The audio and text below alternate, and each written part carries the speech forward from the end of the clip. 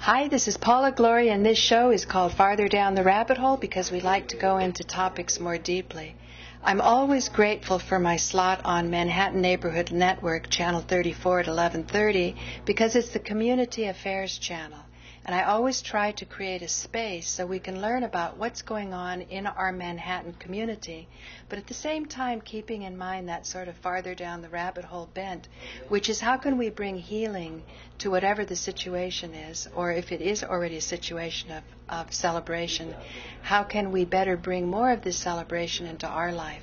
So today I want to introduce you to a person who really exemplifies some of the best of what Manhattan energy is about. And that is people who can pull from the beautiful nature in this area, assimilate it into their lives, and then go out and do something productive, even if it means fighting City Hall. So today I welcome Sherry Bender to the show. Welcome. Thank you very much, Paula. Thanks very much for having me. Yeah. So let's hear about first of all, where do you live? I live in the East Village, on 11th Street between Avenue A and B. And you have for how long? 20 years. And the East Village between Avenue A and B has quite a history to it, doesn't it? Yes, it does. But my particular building is not accessible from the avenues or streets. It's actually one of those very old private buildings that you have to walk through the building, through a backyard, in order to get to my building. So it's very, very residential, very, very quiet. So what I'm wanting to understand more is about how Sherry is carrying on what I most love about the East Village, which is the creativity and the fact that it's been made up of people in the past who have also lived there like you have. So can you give a little feeling of this location to you? Well, as I said, I don't know if we were able to cover that before, but my building is very residential. It's as residential as you can get. And I don't know if people are familiar with some of these old, rare East Village buildings, but some are located in between the gardens, which means they're not accessible from the street or the avenues. And I was lucky enough 20 years ago to get one of these apartments in a backyard building. What does that mean again? Well, my particular building is not accessible from the streets or the avenues. And where I live is... You go through a little alley? You would go through one of the large buildings, through the walkway, and into the backyard. Ah. And then through the backyard is a small building that's not accessible from the streets or avenues, which is where I live. So it's very intimate. Very intimate, and was very, very quiet for a decade. Wow. Okay, so then what happened? That's where the... Dun, dun, dun, dun. Yeah. Well, I was confronted with a quality of life situation which I shouldn't have had to have dealt with. And that was a bar was forced onto the other side of my wall. There was a residential brownstone, 4-story brownstone next door. And Bob Pearl, who owns Tower Brokerage, bought the residential 4-story brownstone. And he, with an engineer by the name of Paul Hinckley, reconstructed the building, and I since have found out without legal permits, and they forced in a bar. And in actuality, it took me, I dealt with it for several years before I was able to find out that they were really illegally zoned. And when I realized that if anyone is curious, that in residential areas, and mine is R72, that's the zoning designation, that many old buildings got grandfather claused to have commercial usage. And this building was in the 30s, 40s, 50s, and 60s. However, the zoning law and the resolution says that if it's empty for 24 months or longer, they would lose their grandfather clause. It would no longer be... The idea was to keep an old business going, right? Like, so what were some of the commercial uses for it? Laundry, maybe? Or? Well, this particular building, I knew the old couple who owned it. It was originally her fathers, and then they had a... so there's a long history. And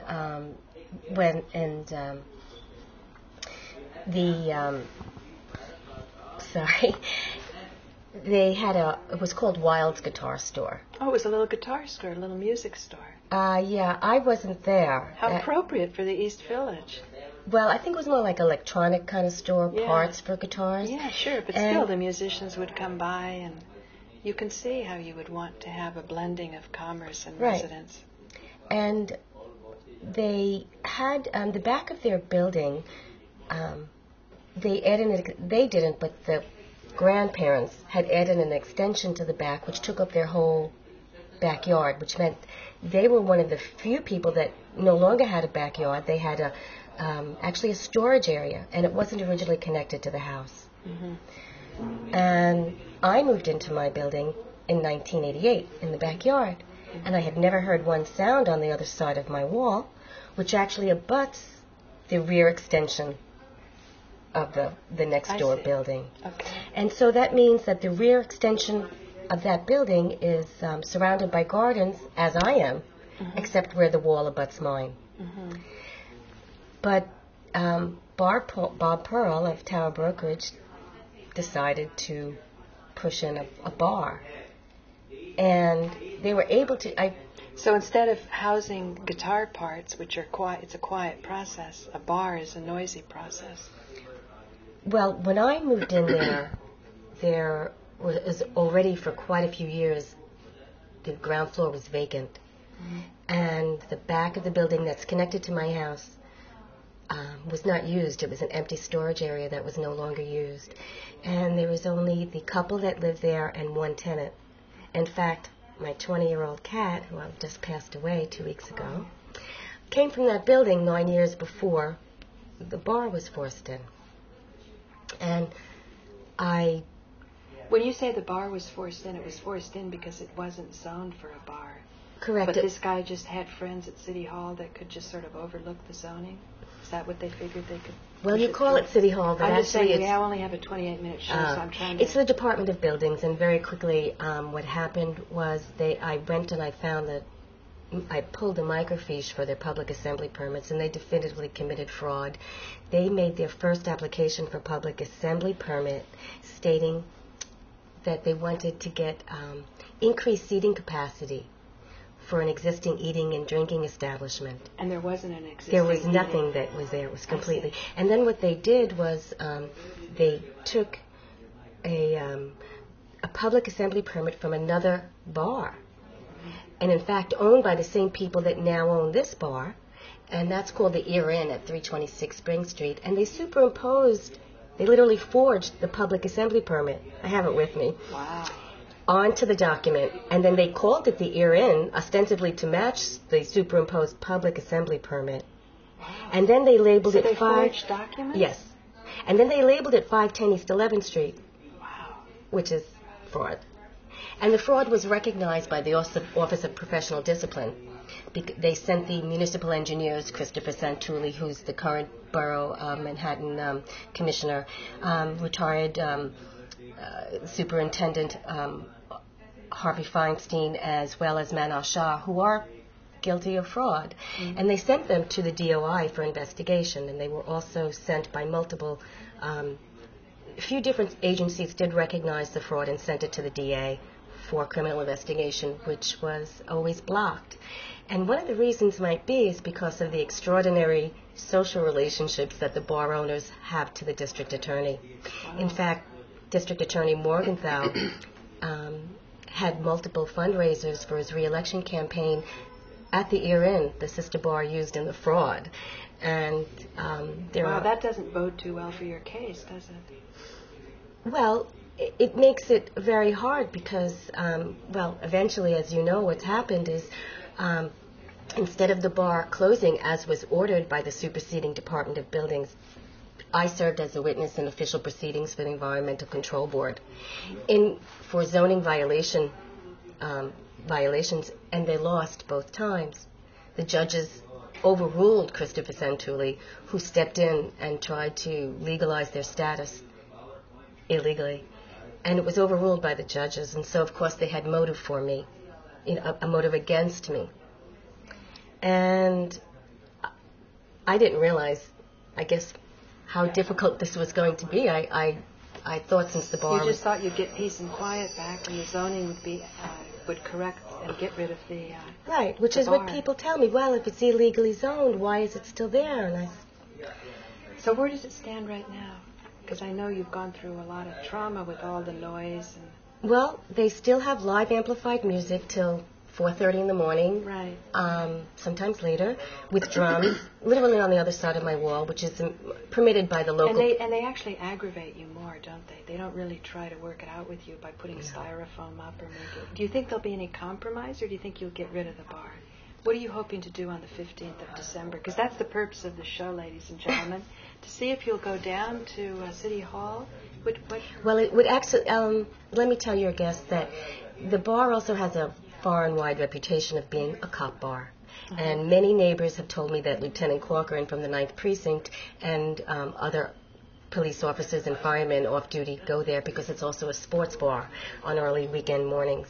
And they began by threatening me. But what can my viewers do on the 15th of December? Well, they have to know why I'm being criminally prosecuted. Yeah, but ultimately, get your pen and paper out because we want you to go somewhere. What's the address? And then see if you're convinced to really get up and go. The address on the 15th would be 100 Center Street. And room what? It's Jury 4, which is on the 4th floor. Jury 4, 4th floor. Center 100. 100 Center Street. That's the criminal court of New York County. Okay. And it's on the 4th floor. At what time? It's at 9:30 in the morning. 9:30 in the morning. Well, I'll be there, ladies and gentlemen. So. Thank you so much, because I do need support. Yes, you already know that what has happened was that I was threatened and that Lieutenant Corcoran forced his way into my house twice without reason and told me I wasn't going to make any more complaints about this bar. They were thuggering you, right? It was thuggery to try to intimidate a single of course. woman to just say, the heck with this, we're illegally zoned, but so what? Well, we're going to have our bar also, here. You said, do you think they'll make concessions? They took the plaster off the walls and had no plaster or soundproofing. So their method was the opposite, was really to terrorize you. Right, exactly. And they actually did terrorize me because if I was, in the vein of non-violent communication, I attempted to say, and put up with some of it. Could you please, or would you, I asked them to insulate or to at least put the plaster on the walls. And they would walk me backwards, I stand up for you as I'm smaller than you, and you're a pretty slight woman.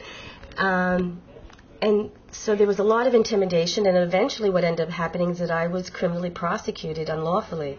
And it's also very extremely embarrassing and humiliating. And then they also do things like say you're a mental patient, or they try to say people are crazy. Well, what they did on the first arrest was they forced their way into my home, and they took me to Bellevue, and they lied. They said that I made incessant 911 calls, and she's a danger to the community. She's tying up the lines, when I had not made any 911 calls. I make all my noise complaints like the mayor tells us to do through the 311 system. That's the only way I make noise complaints. No, I know. She's a veritable lawyer. Haven't you become very savvy about the system? Well, yes, I've actually won several cases in the federal court, and I've received a lot of kudos from federal, state, and criminal court judges. And in the future, I hope to do shows with Sherry about her heroic journey through the pharmaceutical labyrinth, and look at story. She's really prevailed on that. So, but anyway, so what do you think will happen on Monday? Well, I don't know, but just to let your viewers know, and I'll try to do it pretty quickly. So they did, within 1 week, they arrested me twice out of my own home under the same guise that I was making incessant 911 calls. And of course I was released 18 hours later each time, and I am suing Bellevue and HHC and the doctors. And I've already received a settlement offer in the federal case in that matter for violation of my due process rights. Well, anyway, they finally, since they realized they couldn't get me stuck in the nut house, they then, when I was walking to the grocery store, ambushed me, turned me upside down and put me through the system. And the first thing they did was after I was tightly handcuffed, they ripped my thumb, and it required surgery. And they also took me in marked and unmarked cars to different boroughs to try to get me involuntarily committed. They were unsuccessful, thank God. It's amazing. You But just so come that was back, the third arrest. That was the third arrest on September 15th, 2006. And since your show is short, I just want to get through then we were about to go to trial, and it was 6 days before trial. The trial was scheduled for September 24th, 2007, and on September 18th, and this was after another false attempt at a false arrest and their own witnesses. They tried to do it again in my home, but now I know to run in my house and not let them in or never open the door. They did get illegal warrants, which were later adjudicated as without probable cause. What does that mean, adjudicated? That it was legally ruled upon by a judge. They obtained warrants and they did come with a team of about 10 men from the 9th Precinct, and they broke down my door. They instantly seized me in my bathroom, and then they searched my apartment, and then they took me to the 9th Precinct and unlawfully strip searched me completely naked, and they took from my computer from my home, my modem, voluminous items, all my litigation and other cases and other legal litigation. And they also disconnected me from television, internet, and telephone. And all illegally, because they had warrants which were eventually ruled as without probable cause. Yeah. And then once again, 7 months later, trial was scheduled again, and on the very day of trial, they arrested me in court in the back of the courtroom, and the prosecutor made a motion to have me go through a competency hearing. He claimed that I was delusional. Wow. And the judge who had previously refused the prosecutor's request for this somehow changed 180 degrees and then allowed it.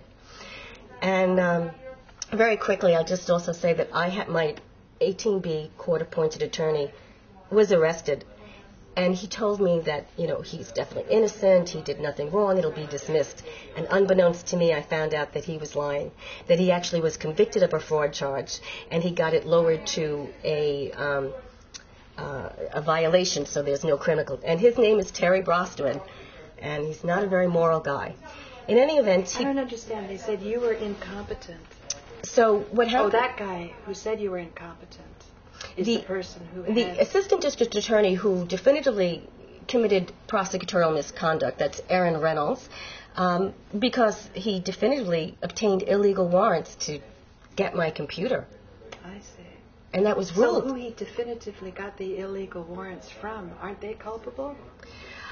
Isn't there a they process, might be. Or did they just rubber stamp? Is there some place where you can get underground illegal warrants? I never realized how convenient it was in the criminal system for the prosecution, and until I was so deeply in it, and I never realized how crooked it could be. We have 10 minutes. Okay. They just ask for them, and judges give it to them without just cause. I see. But then later on, the judges might be scrutinized for their decision to give a warrant. Well, right? judges often have judges still have to be careful, right? That's the problem. Judges have immunity, and it's very difficult to stop these kinds of abuses because they're so lenient about making it easy for the prosecution to do whatever they want. And we have against dirty judges. Well, we might find out. What, really, on Monday? Well, I don't know about Monday, but the judge has demonstrated throughout this 8-month-long unwarranted competency hearing that he's sort of predetermined the case. And despite my legal acumen, even in this case, I won the first. Well, your legal acumen is probably what makes them grasp at straws and to do sort of dirty tricks like this. I don't know why people do things like this. If you say somebody's crazy, then you don't have to deal with their legal acumen. Well, what they're trying to do, so that we're coming to a close, what they're trying to do is to prevent any testimony from me. Because obviously I'm going to tell the truth of the illegal nature of the bar, right. As well as the connections to the district attorney. That's irrefutable. So they don't want to hear that. They are refusing to allow me to testify. The judge has repeated multiple times, and it's actually not the law. They said, well, if the defendant is found incompetent, then the charges will be dismissed. And there's no basis for that. From my understanding, even if a defendant is really crazy, there's no basis not to have a trial. Right. But in my case, they're trying to prevent a trial and to try to prevent my testimony so that the charges are dismissed so that none of this is brought out. Oh, wow. So that's essentially their game plan, is to prevent my actual testimony and getting things on the record. How do you think this bodes for the wider community of Manhattan? Have you heard of any other cases like yours? Have you helped any other cases? Have they helped yours? Is there any kind of solidarity? Because when you're dealing with a corrupt court system, it's scary. Well, this judge said he was going to make his decision on the 24th, and in the prior Merry year... Christmas. Well, no, the 24th of November, right before Thanksgiving. And he cut my own defense attorney to 15 minutes when he allowed the prosecutor's forensics to testify for a half a day or longer each. Really? Yeah, there's a lot of things. And he sort of predetermined the case to saying that I believe that the defendant is probably incompetent. When before he ordered the hearing, he was saying how courteous and polite I was and refusing the prosecutor's request to put me through a competency hearing. So the judge has changed? Very much, like night and day since March 24th, 2008. So it seems like someone got to the judge. It does seem like that, but of course I can't prove that. Of course you can't prove it, no. And I do know that the judge was a prosecutor before and read all the appeals for the prosecution, for the prosecution. And, well, the hearing before the one before Thanksgiving, he said, I know you have a cat. Make arrangements for your cat and be prepared to be processed, which means to be indefinitely put into a mental institution, which again would be in violation of the law because one has to be have a probability of dangerousness to be involuntarily committed. So all of it's a violation of my due process rights and my constitutional right to a trial. But so what happened on the 24th was I started to reach out for support, and several people wrote letters to the judge, and I think there's about 12 letters, and at that point I received 4. Mm-hmm. And then 9 people showed up at the hearing, and it seemed to give the judge pause, and because he was ready to commit me.